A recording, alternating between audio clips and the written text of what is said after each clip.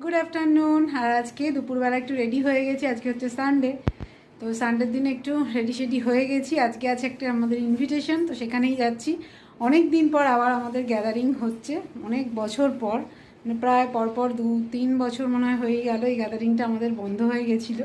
Actually ছেলে মেয়েদের পড়াশোনার জন্যই বন্ধ হয়েছিল, প্রথমত আমার মেয়ের, তারপরে আর এক দাদার ছেলেও এক্সাম দিল, সিবিএসসির 10 দিল, তো সেই জন্য বন্ধ হয়ে গেছিলো। তো সবার কমপ্লিট হয়েছে, দুজনের আপাতত, সেই জন্য এবার এই প্রোগ্রামটা রাখা হয়েছে।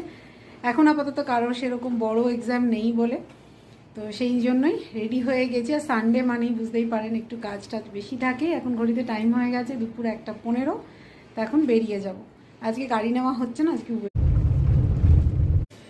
আমরা এখন এসে পৌঁছে গেছি। আজকে আমাদের হচ্ছে এখানেই পার্টি, সব দাঁড়িয়ে আছে, এখন সবাই ওয়েট করছে, সে এক এক করে আসছি। চলুন এবার যাওয়া যায়। ছোট মানুষ তো ওই জন্য, এই ছোট মানুষ আমাদের নিতে এসেছে। আমরা এখন পৌঁছে গেছি।